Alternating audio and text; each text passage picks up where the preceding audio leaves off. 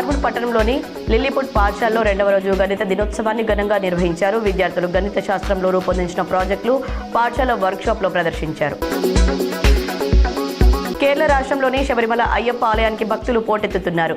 ఈ నేపథ్యంలో భక్తులకు ప్రసాదం కోసం ఇబ్బందులు కాకుండా ఉండేందుకు ట్రావెన్స్కోర్ కమిటీ నిబంధనలను విధించింది.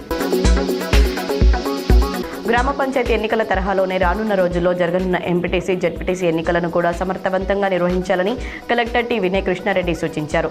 పంచాయతీ ఎన్నికలను విజయవంతంగా నిర్వహించిన సందర్భాన్ని పురస్కరించుకొని మంగళవారం కలెక్టరేట్లో ఎంపీడీఓలు, ఎంపీఓలు సక్సెస్ మీట్ నిర్వహించగా కలెక్టర్ మాట్లాడారు.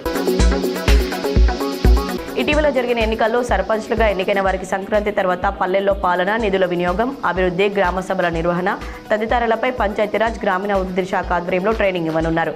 జిల్లాల వారీగా ఒక్కో బ్యాచ్లో 50 నుంచి 100 మంది ఉండేలా శిక్షణ ఇచ్చేందుకు ఏర్పాట్లు చేస్తున్నారు.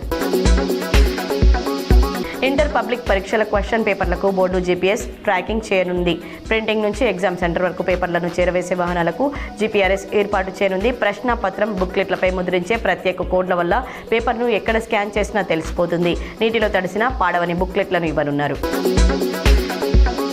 నూతన సంవత్సర వేడుకల నేపథ్యంలో డిసెంబర్ 31న మద్యం షాపులు అర్ధరాత్రి 12 గంటల వరకు తెరిచేందుకు ప్రభుత్వం జీవో ఇచ్చింది. ఇక బార్లు, క్లబ్లు, పర్మిషన్ల గల ఈవెంట్లు, టూరిజం ప్రాంతాల్లో మద్యం అమ్మకాలకు అర్ధరాత్రి 1 గంటల వరకు వీలు కల్పించింది.